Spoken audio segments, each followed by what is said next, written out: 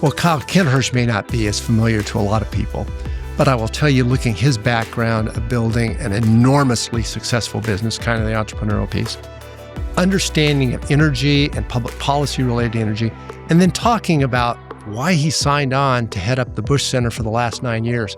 That was a fascinating story to me. A wealth of experience. Ken really is actually a pioneer in energy private equity, which I learned that today. That was back when private equity may not have really existed in the mid-'80s, but Ken signed up to do something different and really told some great stories. And an entrepreneur that got into a business, didn't know a lot about it, and basically out of just resilience and personal perseverance, really made a difference. Well, he talks a lot about being a liberal arts major with an MBA attached to it. And so I think that's emblematic of who he is, and I think totally worth a listen. I think it was a good story.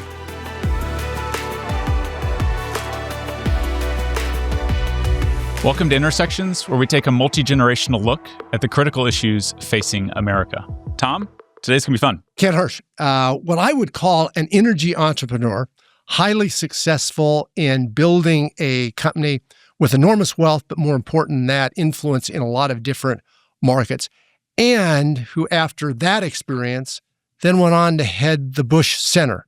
So we're going to have a fun conversation talking about that experiences, as well as someone that can articulate the whole realm of energy policy in America. And before we start, do you remember when you and I first met?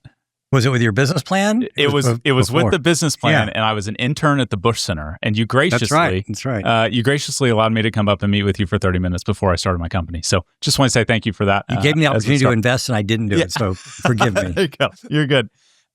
Okay, so we're going to start off. We're going to kind of go general for a second, and then we'll go deep. You've done a lot of things. You started a company, I think, at the age of 25, which became in GP. Well, you may start in college, but 25 was a critical moment. Richard Rainwater was a mentor, and GP becomes incredibly successful. You invest in energy transfer partners, et cetera. Look back over the last 3 to 4 decades. Give us some moments that stand out. Give us an idea. Oh, God. Summarize 30 years in 30 seconds? Not possible. It was, in many ways, it was defining for me. And probably the single most exciting thing about it was when we got started in 1988, there was no such thing as the private equity industry. Those words didn't exist. We call ourselves a partnership with a partner. We loosely use the term fund, but it was not a common phrase. And we were just making it up as we went along. And we had a single partner who ultimately went bankrupt, so we had to find other partners. And then when we used their money and invested it before we were able to get it back, we needed more capital, so we found another set of partners. And sooner or later, we discovered we were a private equity fund family with multiple funds. And anyway, the whole thing kind of evolved through the 90s. And that's what was most exciting, was being kind of on the front end of what we now look back as creating an industry, not just in energy private equity, but being one of the players in private equity in general, was really quite exciting. In many ways, it was a blur when I think about what was going on in my life at the time. But I wouldn't trade it for anything because it was completely unscripted. And there were times we had to change our business strategy because what we were doing wasn't working. And that was exciting, treacherous. And we can intellectualize it now and kind of look at what we did. But at the time, it was pretty frightening. So I'd say that personal growth, business growth, all of that together was fascinating. And I think doing it at a young age, we didn't have far to fall, and that made it really more palatable. I knew at the end of the day we were taking a bet on ourselves. My partner David Albin and I had a very fortunate circumstance that Richard Rainwater said, "Y'all two need to meet each other," and that was the extent of our job interview with each other. And he was the best business partner anybody could have, and we were partners for 30 years with never a stitch of paper between us. I never once had a disagreement about how we would divide things or how we would go forward. We just figured it out. It was just really special. So to me, it was formative, and gosh, it's too hard to pinpoint any single thing. We had some super high highs and some super low lows, and you just got to keep going. You clearly made a difference, Ken. A lot of our values, the background, the foundation, goes back to when we're growing up. You've talked in the past about your family life. It was a difficult challenge between your mother and your father, and created a lot of pressures within your household. But then you've also talked about how important that was to kind of molding you and kind of giving you a sense of independence and maybe even a drive. Can you talk a little bit about that? Sure. I wrote about that in my book, The Fastest Tortoise, which is still available. I got, as I said, I'll steal a line from Anthony Scaramucci that I've written a best-selling book, and I got the boxes in my basement to prove it. It was a weird. It was my normal. People talk about overcoming hardship, and I had divorced parents that weren't particularly enamored with each other. By the time I came along, I was the youngest of three, and so I don't really have any happy family memories of all of us together. But it was my normal. Mm-hmm. There were other kids around that had divorced parents also, and so I didn't wake up and think, oh my gosh, I've been dealt a raw hand. It was just my hand. And the one thing they did agree on was education. And my mother was an economics professor, and she was a well-decorated economist. And so there was never a doubt about going to school and about going to college and all that stuff. The thing that my parents did agree on was to enroll me at St. Mark's. And when my home life was not nurturing, I dove into everything that I could at school. And a school that was a kind of a first grade to 12th grade experience was real stability. That was my stability. And my friend group were friends I've had since I was 6 or 7 or 8 years old. And teachers that I might have had them in lower school, and then I had them again in middle school, and then they were an advisor later, and they were on the camping trip, and they were a coach, and so these that was the consistency. That was it. And I would say that St. Mark's to me was home. And I ended up, in high school, if you stay late, you end up running things. The person and I just wanted to stay late because I didn't want to go home. And so I said, when does the debate team work out? Oh, on weekends. I'm like, I'm there. We travel all weekend. I'm there. Oh, the newspaper. What do you guys do? When are you going to do your work? Oh, nights and weekends. I said, I'll sign up for that.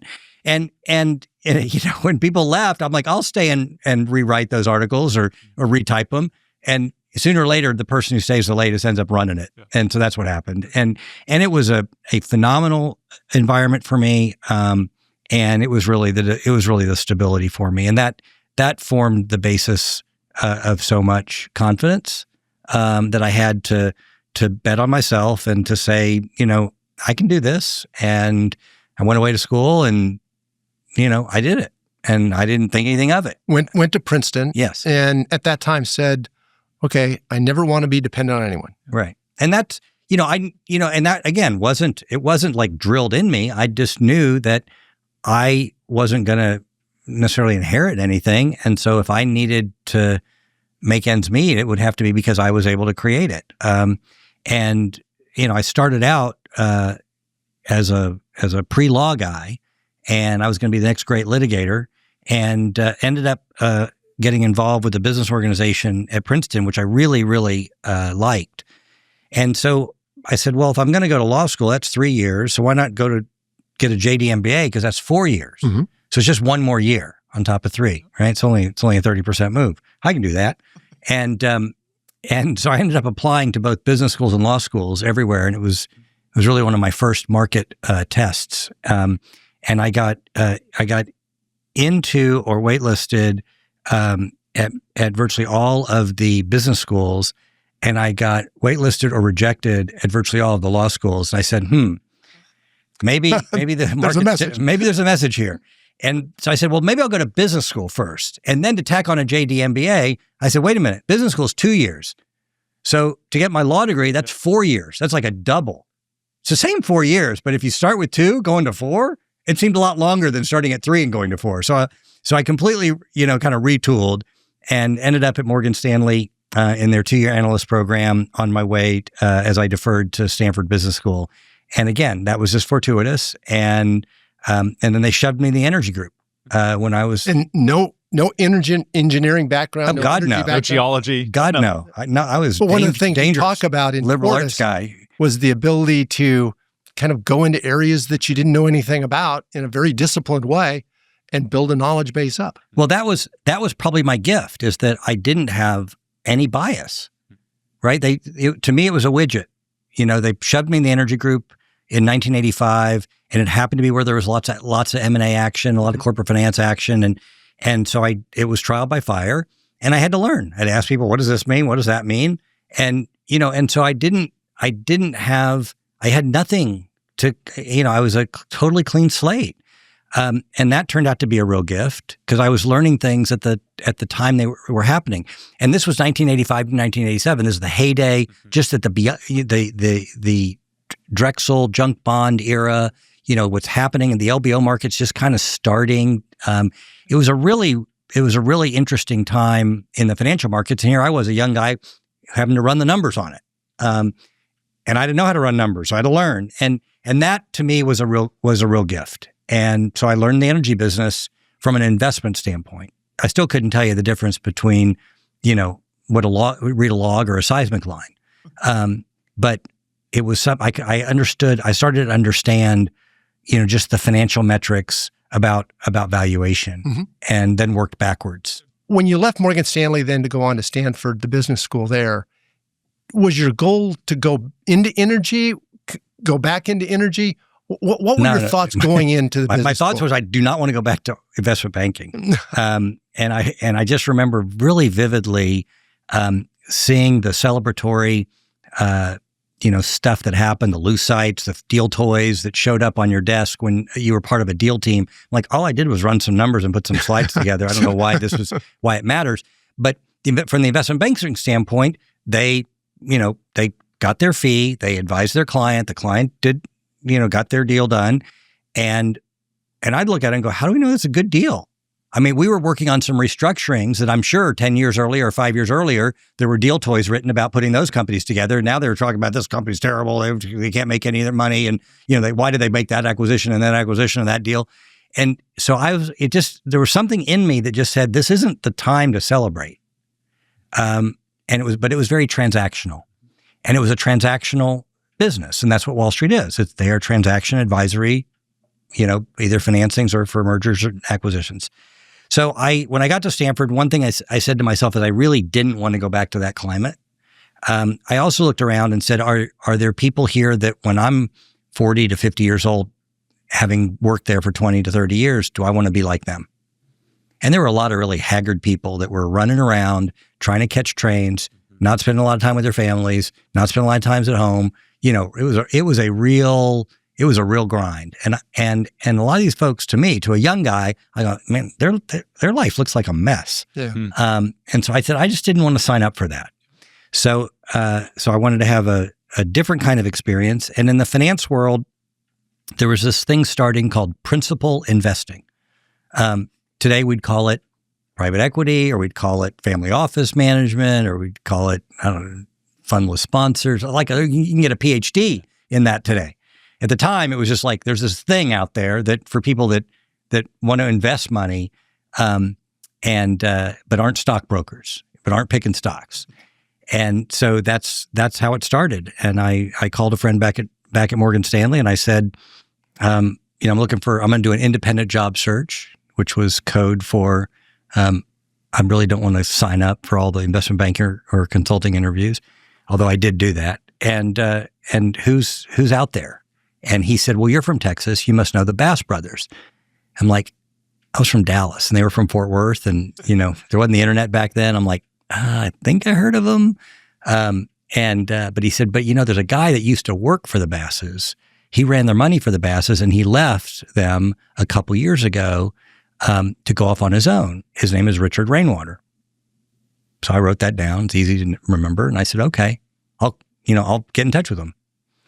And so I called 411 information and I asked for the office of Richard Rainwater. They gave me a number. I dialed the number.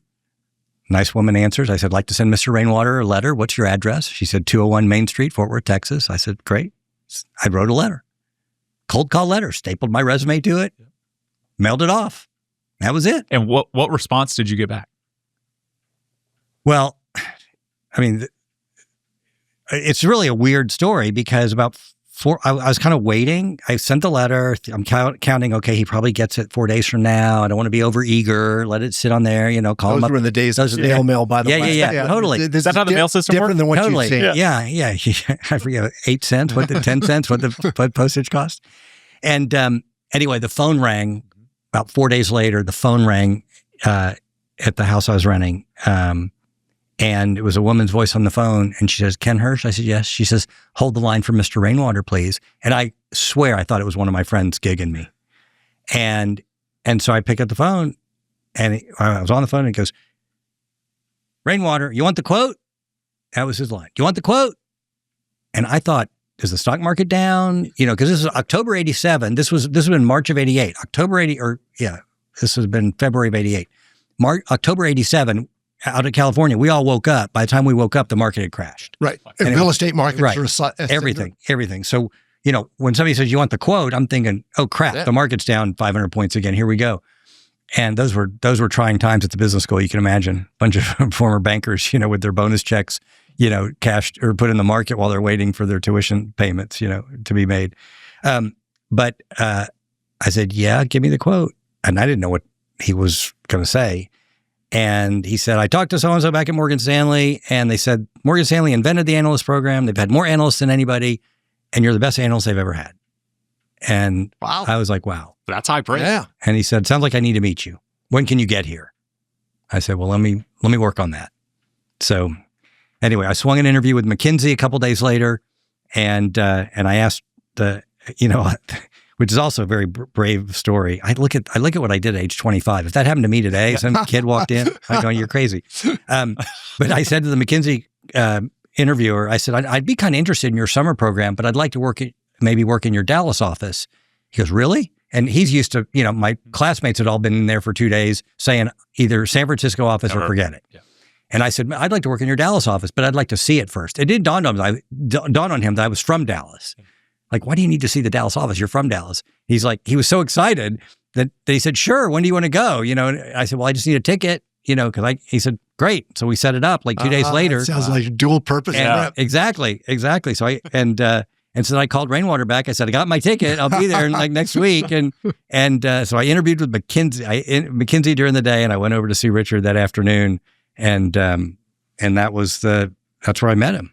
So what was that conversation like? You're there, you've kind of faked out McKinsey to get you here. What was that conversation like? That conversation was equally bizarre because I walked in and, Richard's office completely white, looks like an old lab, with gray carpet like you'd find in an exercise room and white desks with white marker boards, floor to ceiling. And on his desk, he had two black phones side by side and nothing on his desk, except there was this little blue binder.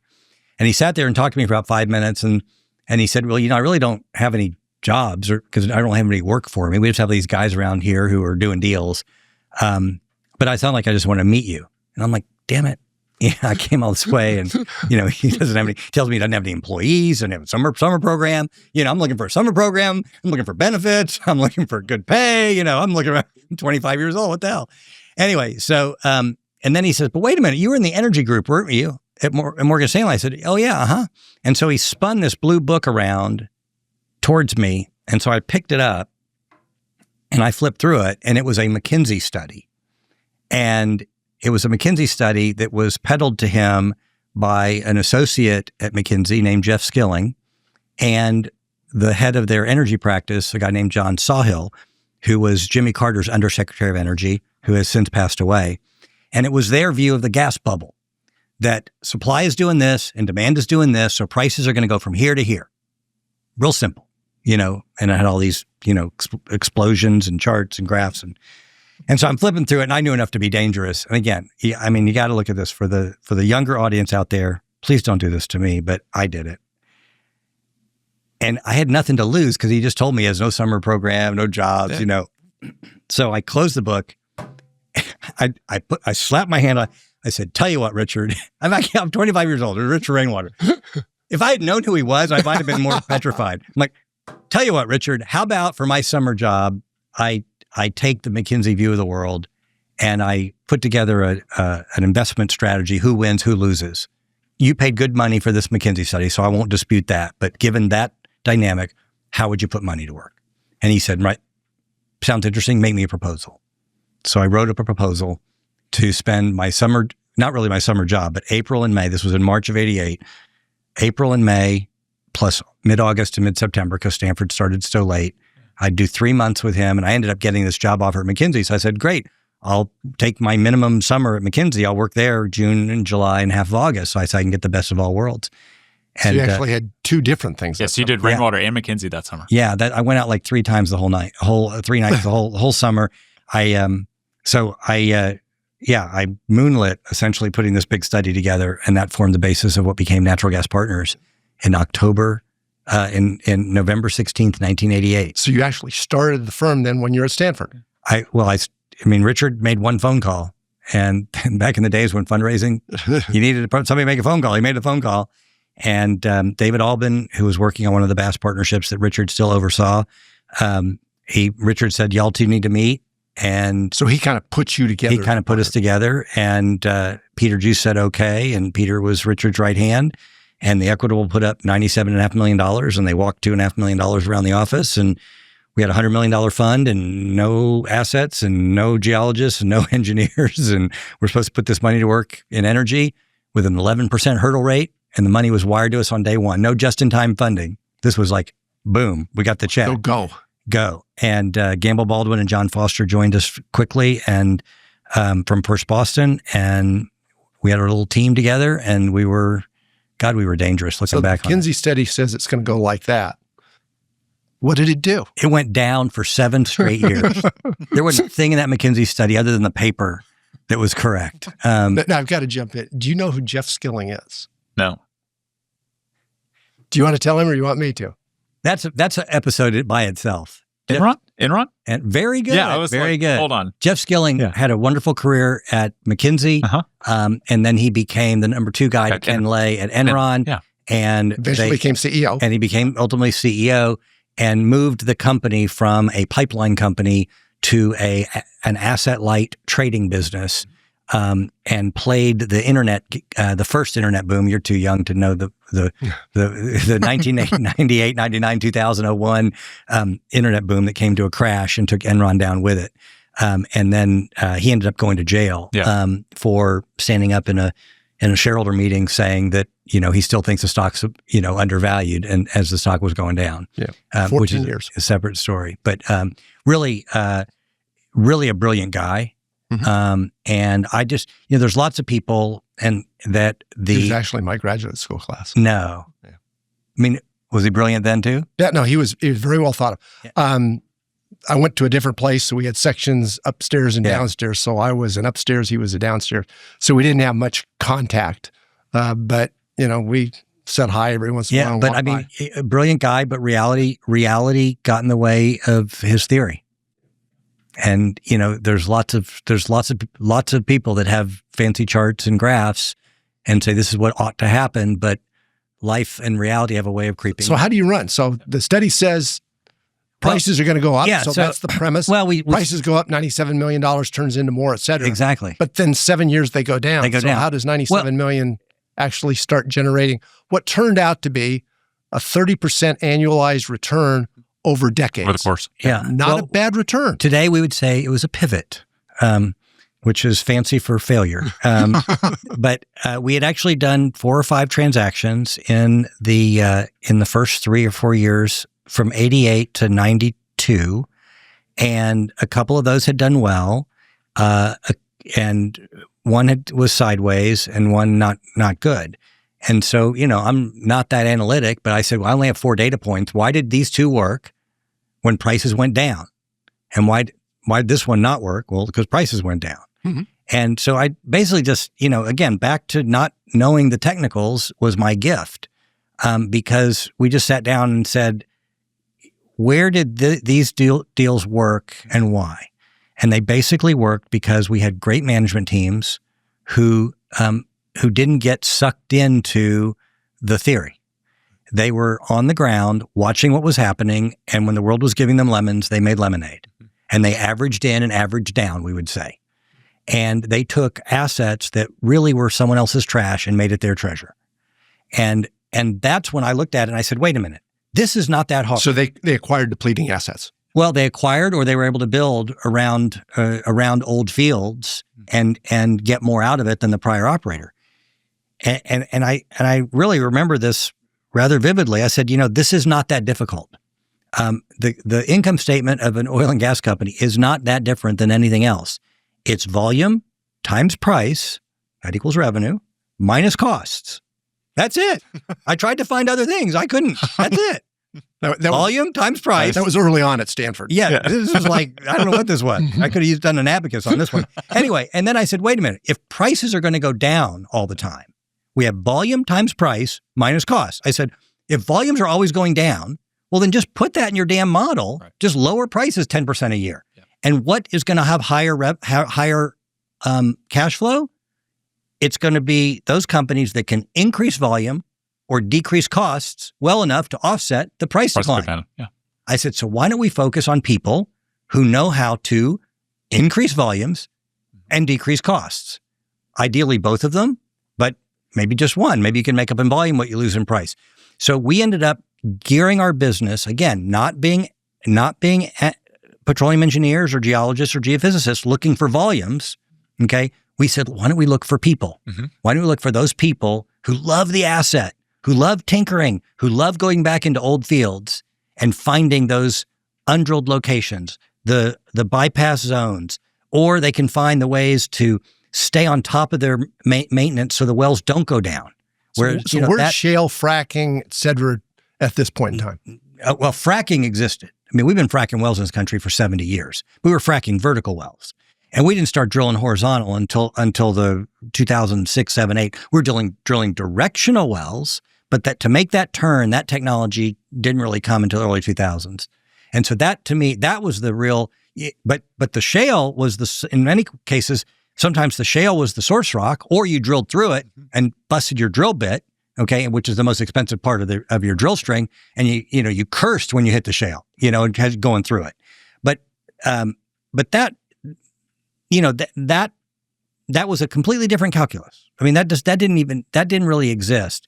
What we were doing was basically saying, if we can look at old fields, and old fields may have had a 30% recovery factor. I said, well, you mean there's 70% of the hydrocarbons still down there? I said, again, liberal arts guy, I can do the math. Yeah, 1 minus 0.3 equals 0.7. I said, so you're telling me that there's 70% of the production back down there. What if we were able to get just 5% more recovery factors to go from 30 to 35, right?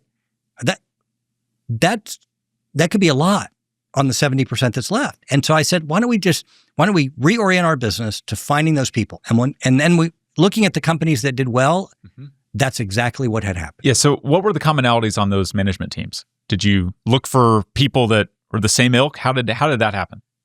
Well, I mean, we were blessed. We had a few contacts, and we just were taught by those early portfolio companies. But we had a few key principles that were classic Rainwater. Align your interests. Make sure they put skin in the game. Don't have it just be that their upside is purely on options. Yeah. Okay, have them invest in the deal with you. And you can ferret out the promoters, the people who say, well, I never went, my daddy told me you never put money in your deal, you never go broke, right? So why don't you put your money in the deal? And so I always said, think of risk like a football in a meeting, okay? And if you're passing the football to me, then I have all the risk, right? So classic oil and gas promoters, you put up all the money and I get a quarter, right? Okay? Yeah. Well, where's the risk? It's in my lap. Right. Compare that to somebody who says, this is a really awesome deal. I need $20 million, but I only have one. Will you put up 19 with me? Mm-hmm. Now where's the risk? It's right in the middle and we both have our hands on it. And the one might be worth more to him than the 19. Exactly. And so if you could find those people who are passionate, who are excited about putting their money in, we were off to the races. Now today, it's so commonplace.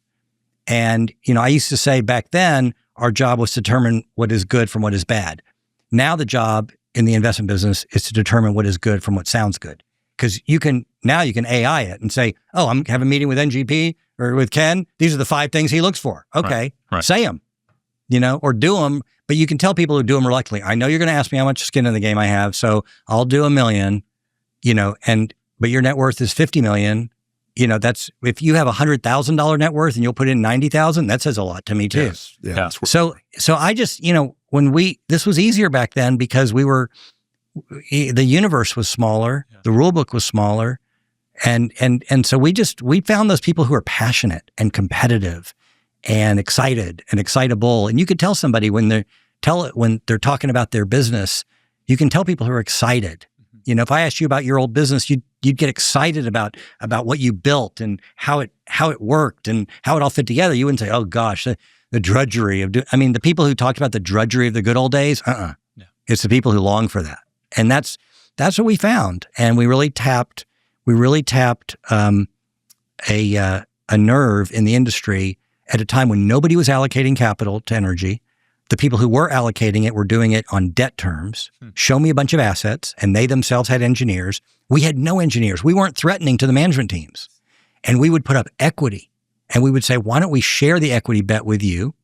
You put up your cash, we'll put up our cash, and then we'll fund as we go. And if it doesn't work, we're going to lose our money pro rata, but you're going to sweat it equal to or more than me.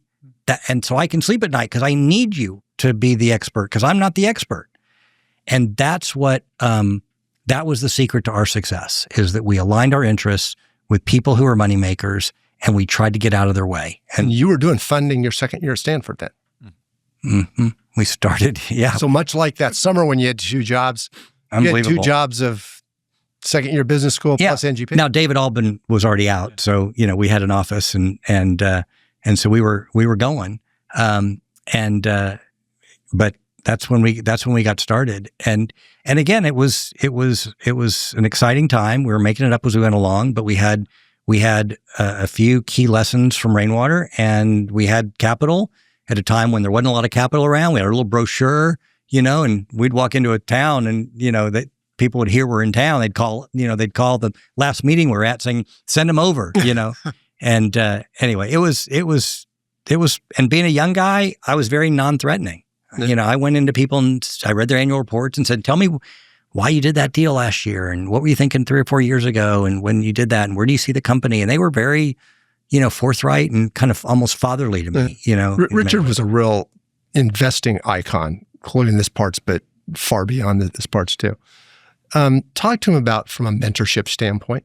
Well, to see Richard had an electric mind, and he rarely he didn't keep a calculator on his desk. He had a yellow legal pad that he would scribble on as he talked to you and doodle, and so it was all about holding a concept in his head. He was looking for as he would always say, wherever there's chaos, there's opportunity, and rather than curse what's going on and say, "Gosh, I can't believe things are this bad," he'd say, "No, it's a gift." And kind of running into the burning building kind of from investing standpoint. But he was always thinking, he was always making calls. He was not shy. And most importantly, what I saw was how he treated people. He was the ultimate in present. When you were with him, you were the only guy in the room. People would schlep to Fort Worth. He rarely got on an airplane. And they would come from all over, and he would sit there with, I knew because I heard his script over and over again. He had no intention of putting money in that deal, but he made them feel like they were the only people in the room. And he says, "You know what? This deal isn't quite for me," which was code for hell no. And he said, "But you need to meet somebody, or have you thought about doing it this way? What if you sold that off and you keep that whole thing for free? Why do you need money at all?" And he was kind of testing, and he was thinking out loud, and he got people energized, and they would leave and say, "Thank you, thank you." And I'm like, he just told them no. And they're saying, "Thank you, thank you." Yeah. And I had people years later come back and say, "Oh, Richard said if I ever have an idea, we're good friends." I said, "Really?" I said, "Richard, remember this person?" He's like, "Maybe." But that charisma, that magnetic, electric personality, and he always was helpful.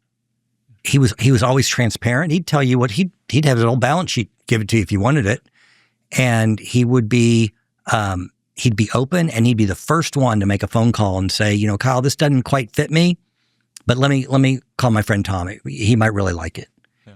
and you'd say thank you. And even if it didn't work, you'd feel like it was worth your time. And so I always tried to emulate that. Treating with management teams, he would say, Ken, David, whether you own 1% of the company or 99% of the company, you work for them.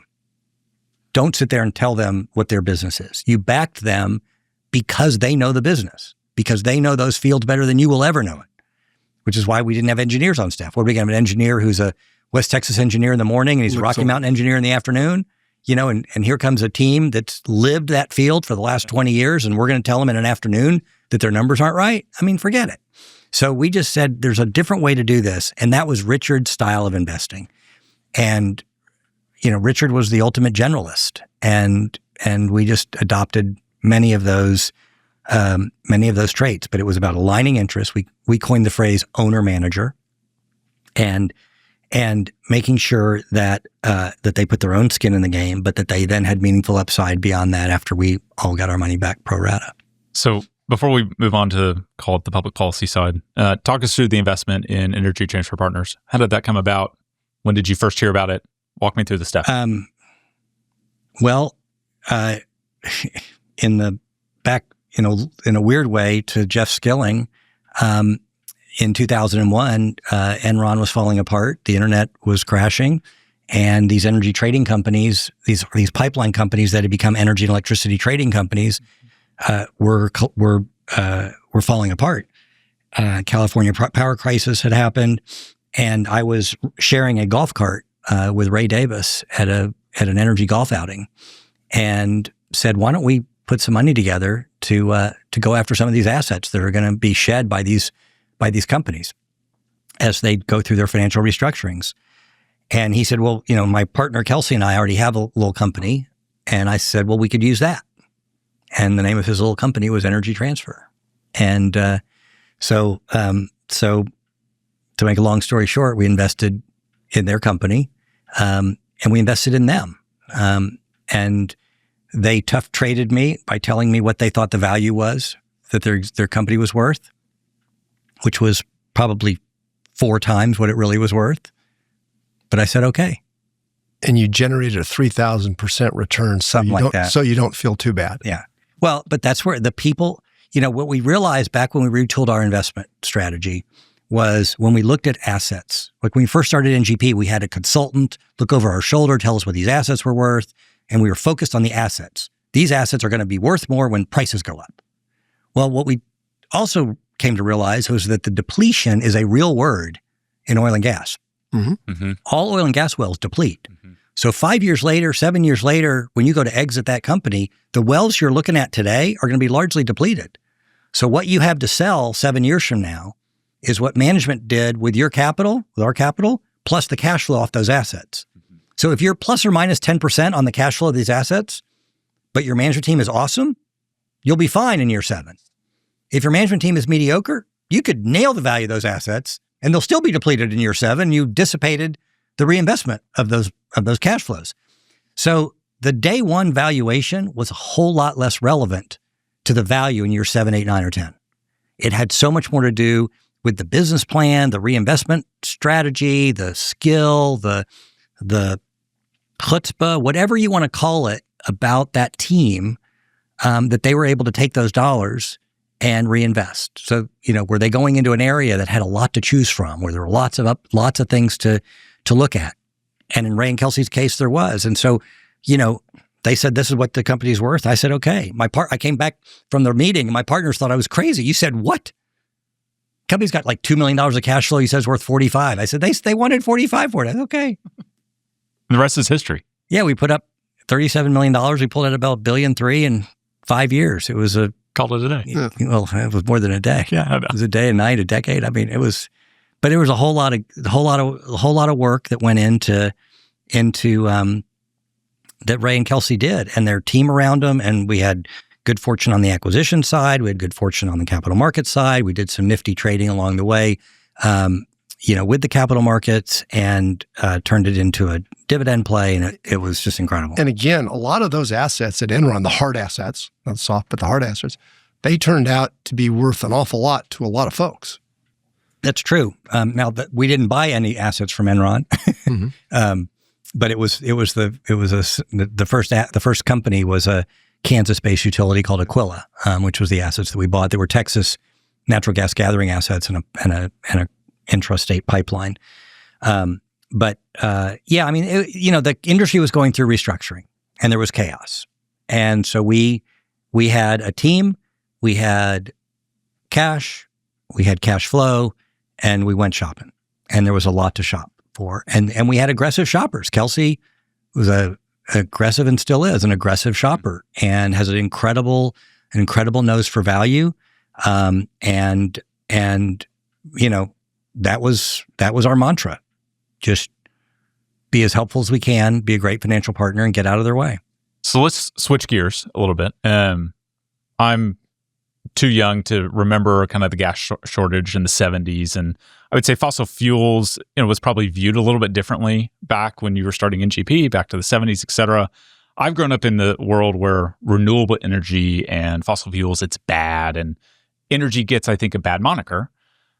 As you've seen the world evolve, how has fossil fuels into the energy space become more of a social issue as well as an economic issue through some of your experience? I mean, you just used the term fossil fuels and energy interchangeably, and I'd say that the difficult thing is that it took 100 years that we've built an industrial society on the backs of cheap and reliable energy supply. Okay, the moments where we don't have cheap energy, we have inflation. The moments we don't have reliable energy, we don't have an industry. But everybody got used to that. And they lost sight. I think as a society, we started to take for granted all of the hard work that went into building a value chain, okay, to a point where you're in your car at an intersection, and you get to decide, do I want to fill up my car from that guy over there who's got underground tanks full of refined product, or this guy over here that has underground tanks full of refined product sitting there waiting for you to choose? And you say, no, I'm in the wrong lane. I'll go to this one instead of that one so I don't make a turn. That hydrocarbon may have started in West Africa, okay, in a multi-billion-dollar, multi-decade, risky proposition that came all the way to your corner where it's sitting there waiting for you to fill up, okay? And that inventory risk that was taken by that value chain built the most industrialized, innovative economy in the world that has lifted billions of people out of poverty around the world. Similarly, what do we do when we need electricity in this country? We flip the light switch. But this is not a joke, but it was years and years ago. There was a survey in California about where does power come from, and the number one answer was the wall. Okay, now it was thankfully in California it wasn't the majority answer. It was just the plurality. Okay, but the image is that the wall somehow generates electricity. That there's a pack of squirrels in there turning a generator. Okay, I mean, but that's what we have come to know. That's the entitlement. I get to flip a switch and I get 5 nines of reliability. Well, eventually that chain, okay, has to be paid by somebody. And if you want to layer in domestic, because we've been through the energy independence wave, so I want cheap, I want reliable, and then I'm going to add domestic. That's interesting. Okay, because back until the unconventional shale revolution, the United States energy was finite and in massive decline, to the point where the international companies had to go abroad, somewhere else, to find it. Yep. Then you say, I want clean. Okay, I want cheap, reliable, domestic, and clean. Well, now wait a minute. I can give you domestic and I can give you reliable, but it may not be cheap and it may not be clean. Okay, you want clean, it's not going to be cheap and it may not be reliable, right? Because clean is going to require intermittency. So all of a sudden, you add to these equations things that that in the real world trade off against each other. Mm-hmm. And I think that people got seduced by the ability for the industry to perform for so long, for so well, and to absorb enormous volatilities, enormous money losses, et cetera, along the way, but yet still provide that energy for a growing economy to a point where you can just pile on more demands. Thank you very much for cheap. Thank you very much for reliable. Now I want it to be domestic because I want to be energy independent.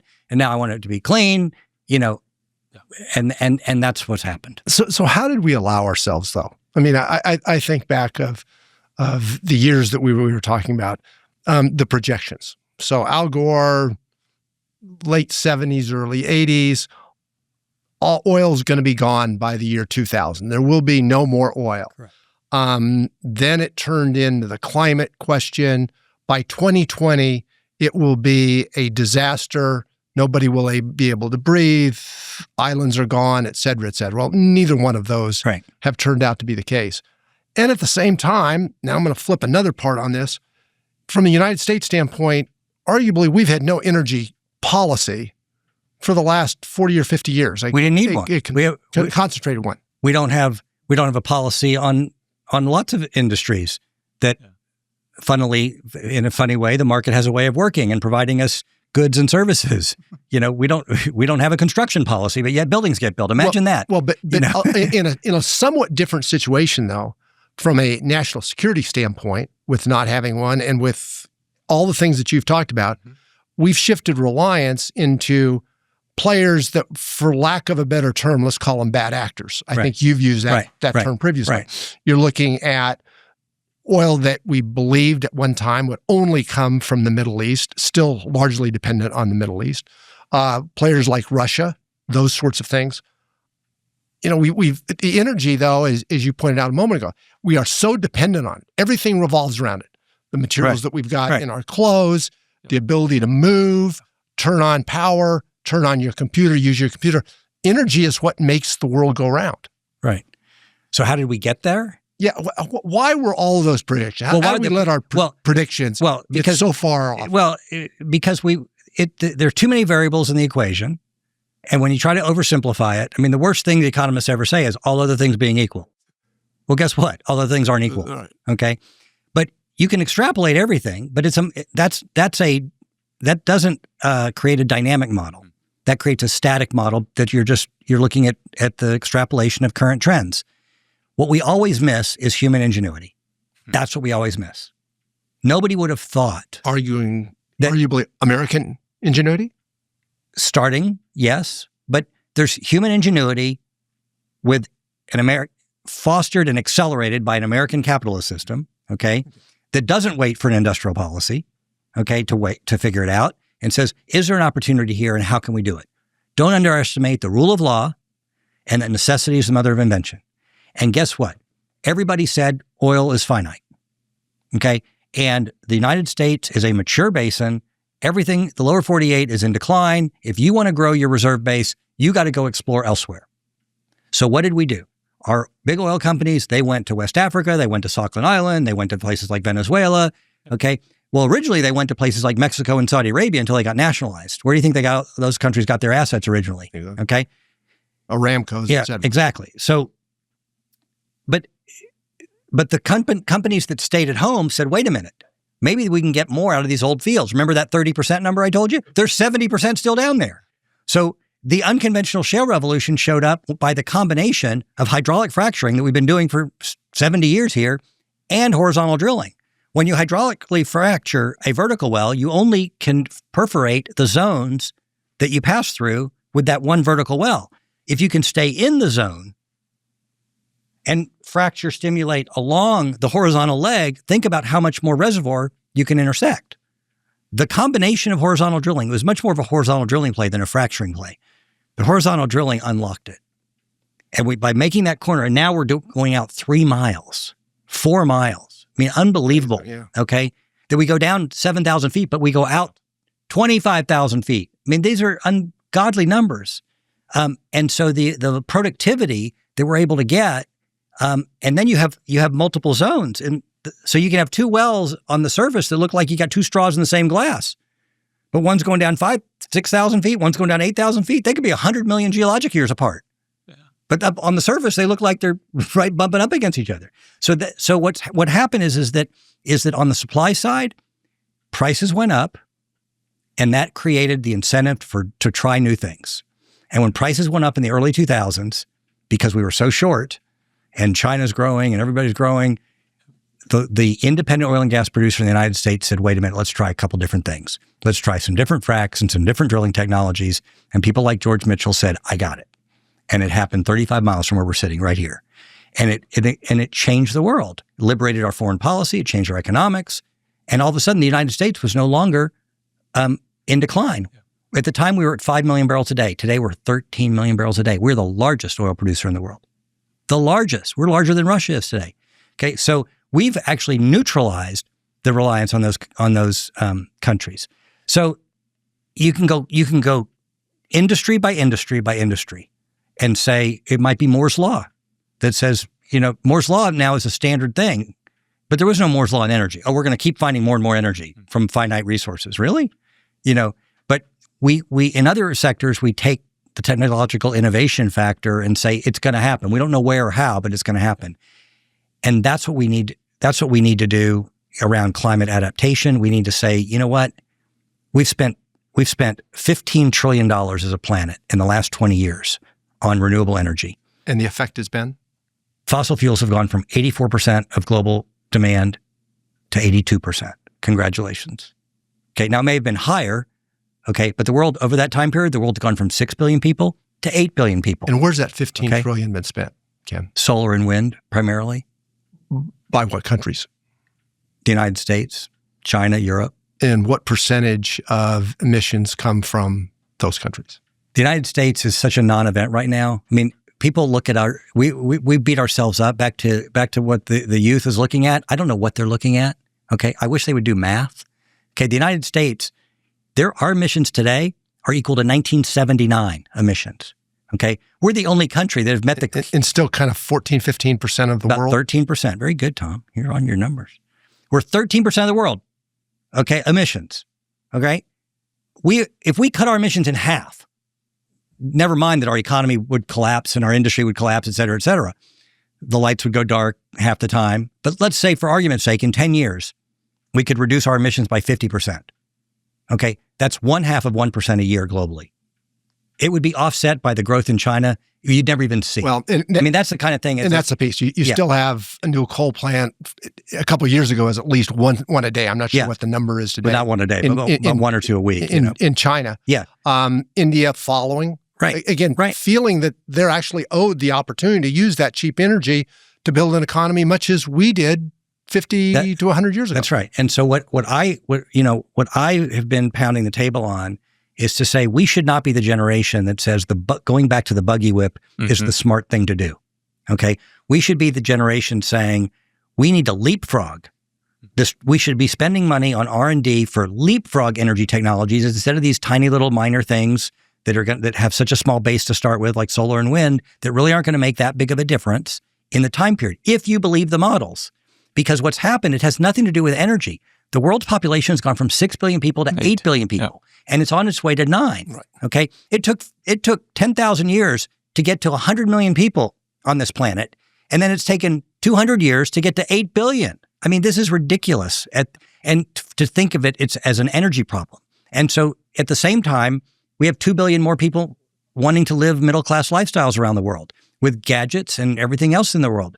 So if you combine that with where human beings have settled, we have about a third of the world's GDP located within 25 miles of the coastlines, not just in the U.S., all over the world, right? So if the 20-year storm, if the 100-year storm is now the 20-year storm, why don't we spend some of the trillions and trillions of dollars in fortifying our populations so that they don't have to get up and move, right? Because when populations have to get up and move because of drought or because the areas become uninhabitable, that's when machetes come out. And that's to me is the real crime on these models, it's been not a waste. It has cost us time. Yeah. And if you believe the models, the one thing we don't have is time.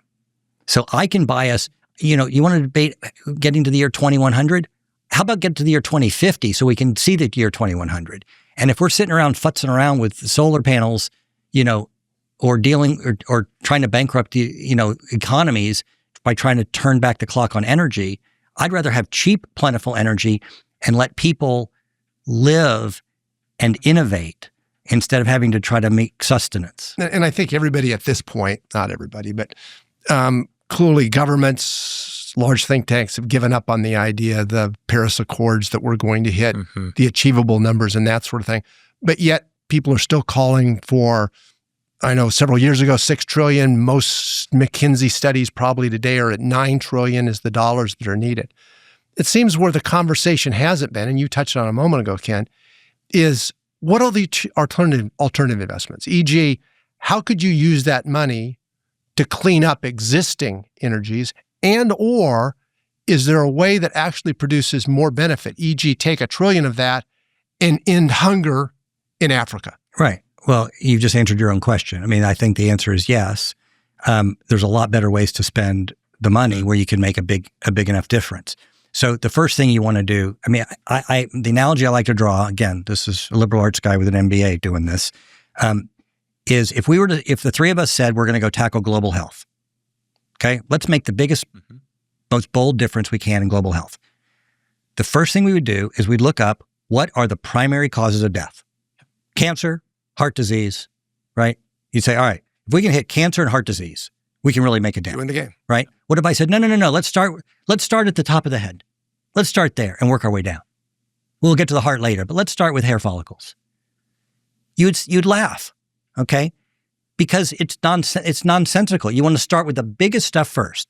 So if you want to solve emissions, the only thing you should focus on is Chinese coal, followed by Indian coal and U.S. coal.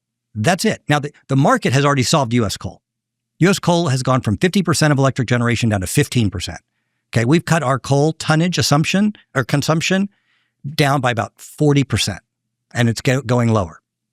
Yet, last year was the number one year of coal tonnage burning on the planet Earth in human history. Last year, okay? It's going to be beat this year, despite China spending a fortune on renewable power, because simultaneously with their spending, they're burning more coal. So, and Mother Nature doesn't know the difference between a U.S. coal ton and a Chinese coal ton. However, the scrubbers and the technologies that we put on our tonnage is way healthier than what others do. So why is this not known? Why is the public narrative opposite? Because you know what? I think the environment is the perfect political issue. Perfect. Because I can wrap myself in the clean banner, and I can make my opponent, if I can be cleaner, he or she can be dirty, right? And so we debate who's cleaner, who's cleaner. Bad. Yeah. And then what? What does it mean? Money. I get more money for my projects. And guess what? When will we know if I'm right or wrong? 10 years from now, 20 years from now, 30 years from now, I'll be long gone. How perfect can that be? I can accumulate all this goodwill, and it's noble. I'm not for as an oil and gas guy, I'm not for a bad environment at all. Okay? Not at all. In fact, we were really diligent in our companies to make sure that we were as clean and on rules that were voluntary. Okay?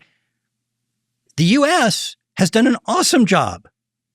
I mean, the U.S. consumes a quarter of the world's energy, and we produce 13% of the world's emissions. I mean, it's stunning how good we are with what we do here. Okay? And we're the only country to meet the Kyoto Accords, and we didn't sign the damn treaty. Okay? What worked? The market worked. And natural gas was a perfect bridge fuel, okay, to get us to that leapfrog technologies, right? And so there is so much natural gas in the world. Gosh, the first thing I would do is I would tell China, hey, look, we'll gift you natural gas power plants. We'll gift them to you. But on Tuesday, natural gas is a dirty energy, and on Wednesday, it's a clean energy. Right. Which one is it? Clean. It's clean. Now, is it perfect? No. But, eating beef isn't perfect either, right? But, everything in moderation, right? And so natural gas is a wonderful, wonderful fuel to get us from A to B. Wonderful.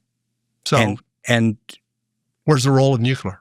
Nuclear, unfortunately, nuclear is one of those things that is super clean, but it got tagged as dirty. Yeah. And now the narrative is starting to change that nuclear is clean, okay? Because now it can fuel technology, right? Now all of a sudden the data center world wakes up and says, we need 5 nines. We need 5 nines of reliability, and nuclear can provide that. But have we built such a structural impediment in, e.g., regulatory time, costs, those sorts of things? Last nuclear plant that was open was in the Carolinas, estimated to be $6 to $8 billion, came in at over $40 billion. Right. But we haven't had the technical innovation there because we gutted the industry. We built 100 power plants in this country from 1960 to 1980. Okay, 100 to provide about 20% of the power in this country with 5 nines of reliability. Okay. So, but we've also gutted nuclear engineering programs. If we had been building and sustaining industry, we would have the learning curve, and the prices would have come down. The people to actually push it. You get outside the Navy, you don't have anybody that's really qualified anymore. Correct. So it ran through the government, and then that's a very inefficient way to do it. So, I mean, I think that I'm very hopeful that, and I think nuclear. I've always said nuclear is the ultimate answer for electricity. You look at Europe. I mean, France 75%. France, and 100 miles away are Germans' power plants, and all of a sudden they're dirty, right? They're dirty, and we're going to rely upon Russian natural gas, and look what that got them. So, I mean, energy is a really, really complicated story, but at the end of the day, you got to keep innovation up, you got to keep people working at it, and keep your eye on the prize of what you really want. What you want is cheap, reliable, clean. Okay, and technology will give you a diffuse supply portfolio, and that's the best way to remove your reliance on any one party. Is to have, just like any other business, is to have multiple vendors. Yep. This is no different. Even a liberal arts guy can figure this one out. Multiple vendors and some fair distribution of information. You've talked before about electric vehicles, excuse me. And that works great as long as you don't talk about the mining and the batteries and the eventual disposal and those sorts of things. Correct. When you do that, it cancels out virtually all the economic and environmental benefit. Yeah.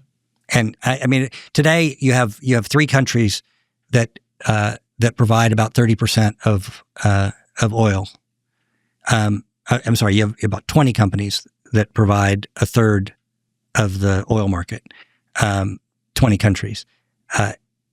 In rare earths, which is the backbone of our electric vehicle market, you have one country that has 80% of the critical minerals and the processing thereof, and that's it. And it's we're trading off a reliance, and this is not, this is just not smart business. And so you have a soup to nuts industry when you take from the mining all the way through disposal, something that isn't necessarily cleaner than fossil fuels. It's more concentrated from a supply standpoint, critical minerals into a single country, with things that are not substitutable. I mean, 80% of the graphite in the world comes from China, and there is no substitute to graphite in the electric vehicle chain.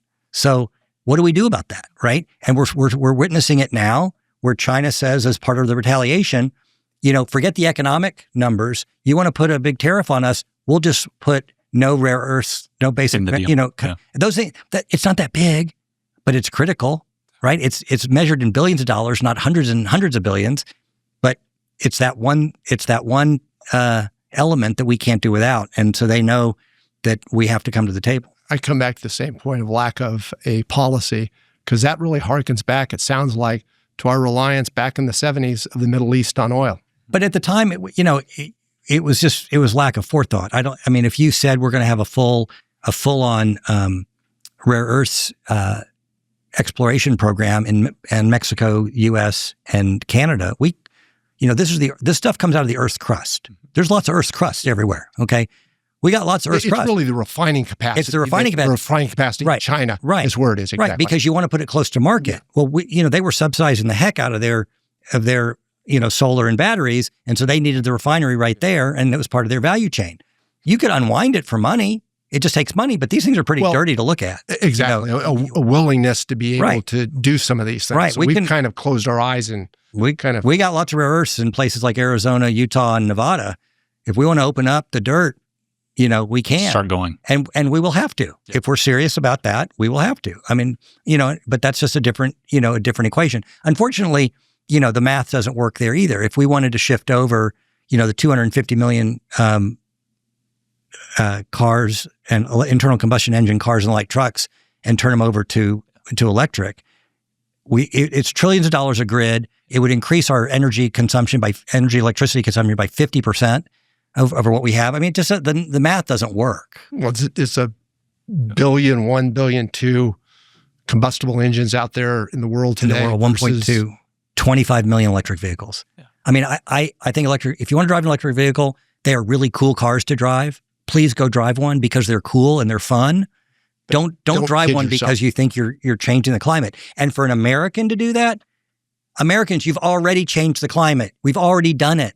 We're down to 1979 levels of emissions, yet our population's gone from 200 and something million to 340 million. And think about how many more gadgets and stuff we now need to power. We have done a phenomenal job without an industrial policy. We've done it with sheer economic motivation. So let's talk about your time at the Bush Center. So you, I think, just left the Bush Center. I think there's not yet, but close. Not yet, but close. You're in September, process. Yeah. You replaced former Education Secretary Margaret Spellings. Yeah. My memory serves me. Talk to me about that phone call. How did that conversation first start with the president? Margaret said she was leaving, and at the time I was working on going to chairman at NGP and thinking about the next chapter of my life. So it actually just hit very at the right time. And I've known President Bush since the late 90s, back when I can call him by his first name. And along with Don Evans, who ran an oil and gas company in Midland, and I was calling on him as a young guy. So it was at a holiday party, and I was mouthing off to one of the board members and said, the next person you find really ought to stick, because as a donor, I was a donor of the place. It sure doesn't look like you have your act together. The building's been open 3 years, and the next president, CEO, will be the third one you've had. And that's not fair to the president. And, when you say something and if it was a bubble, you'd want to pull it back. And that's kind of what happened. And lo and behold, after the first of the year in 2016, I called Don Evans. I said, I got a crazy idea for you. And he said, that's not so crazy. And then I went and saw President Bush and met some of the other board members who I've known socially around town. And it has been, the last 9 years have been just an absolute joy. I mean, people often say, this has been honor and privilege. This job has been an honor and a privilege. And to help support President and Mrs. Bush in what they want their post-presidency to look like around values, freedom and opportunity, accountability, compassion. These mean something to their public service. And the Bush Center is a home for those values. And the Bush Institute is a place where we put out policy work supporting those values. And, President Bush said, I don't want this to be about me. Go make it not about me. I said, well, that's a neat trick. Your name's on the door. Your wife's on the board. Your best friend's chair of the board. You own all the stock of the company. You have an office there. Now go make it not about me. Okay, good. Now you go run that company. Anyway, but that's how it came about. And it's been just a real joy to try to put in place a plan to make it live long beyond their lifetime. So what were the big components? When you walked in the door, what kind of major priorities, objectives you have? And where do you stand today, 9 years later? Yeah, I mean, it's, I just did my, liberal arts with an MBA analysis. And I said, well, we got to make it last forever. So therefore, everything we do should benefit from, but not rely upon them showing up, because they will not show up forever. Mm-hmm. We need to always make sure we're true to their values. Okay. We need to have our own thought leadership. The Bush Institute needs to have its own experts, its own people that are talking and writing and speaking and are in demand. We need to be talking about issues that are presidential. We can't be playing small ball.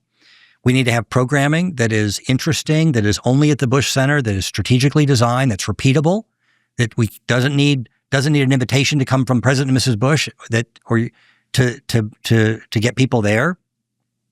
And then we need to have a lot of constituent engagement, and then we need to be sustainable financially. So those were the things.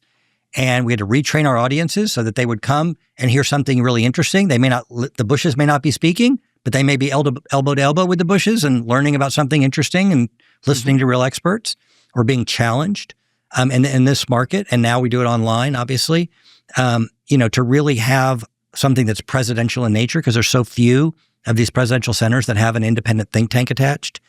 And then to put together a constituent engagement plan and a financing plan to build an endowment while keeping our expenses pretty flat was really— And that's a relatively new structure, Ken, in the sense of you've got an institute, you've got the museum and the library all pulled together. Right. Now, President Obama has looked at that and is going to do the same sort of thing. Right. But that wasn't kind of the model in the past. Right. The models really, really were to be much— the presidential foundations were much more of a support organization for the museum, and the museum was owned and operated by the National Archives. And when I showed up at the Bush Center, our museum was owned and operated by the National Archives. It took me 5 years, but we got control of the museum. And so now the National Archives manages the archives, which it should. It should manage the documents of the Bush administration. But the museum, the public facing, the institute, I was able to pull it all together and create, the house that integrates now. And we're able to have programming where the museum and the public programming are symbiotic with the institute and the think tank world work that we do. And and once that happened, we were able to fundraise around it and to really make sure that we built an endowment out. And we've had such an incredible reception. It's just to watch the community rally around this is a very important asset for not just North Texas, but for the country, has been so gratifying. So I didn't go out and raise money. I went out and told our story. And I told it to thousands of people. And if you tell it to thousands, there'll be hundreds who say, how can I help? And of the hundreds, there'll be 50 or 75, or they'll say, how can I really help? And then there'll be 5 or 10 who say, how can I really, really help? And you just say, well, here's what we're trying to do.